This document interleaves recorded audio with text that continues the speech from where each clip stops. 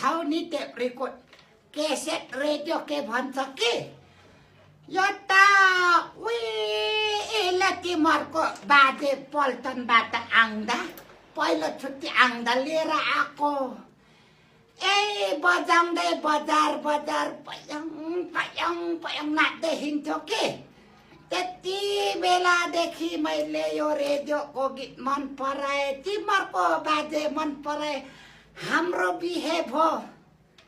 तर के गर्नु अहिले तिमीहरूको बाजे मास रोप्नु गएको अब मरेको पनि पो कति वर्ष भयो निकैका वर्ष भइगयो अब त माटोमा मिलिगयो होला तिमीहरूको बाजे पनि तर यो उसको चिनो मैले सम्हालेर राखेको छु अब म पनि कुन दिन खुस्किन्छु यो बिचारा तिमीहरूको बाजेको यो चिनो कसले सम्हालेर राखिदिन्छ भनेर